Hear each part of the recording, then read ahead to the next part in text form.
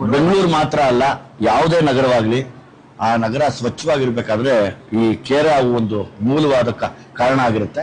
ಅಂದ್ರೆ ಇರುವಂತ ಎಲ್ಲ ತ್ಯಾಜ್ಯ ವಸ್ತುಗಳನ್ನಾಗ್ಬೋದು, ಮತ್ತೆ ಇತರೆ ಯಾವುದೇ ತರದ ನಮಗೇನು ಈ ವಾಸನೆ ದುರ್ವಾಸನೆ ಅಂತ ಹೇಳ್ತೀವಿ ಅದನ್ನ ಹೋಗ್ಲಾಡ್ಸಕ್ಕಾಗ್ಬೋದು.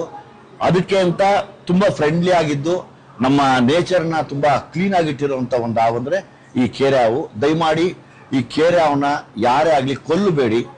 ಒಂದು ಕೊಲ್ಲೋದು ಮಹಾಪಾಪ, ಸ್ಪೆಷಲಿ ಹಾವುಗಳನ್ನ ಕೊಲ್ಲೋದು ಮಹಾಪಾಪ. ಅದನ್ನ ಮೀರಿ ಇದು ನಮ್ಮನ್ನ ಕಾಪಾಡ್ತಿದೆ. ಸೊ ಹಂಗಾಗಿ ನಾವು ಅದನ್ನ ರಕ್ಷಣೆ ಮಾಡೋದು ನಮ್ಮ ಜವಾಬ್ದಾರಿ ಆಗಿರುತ್ತೆ.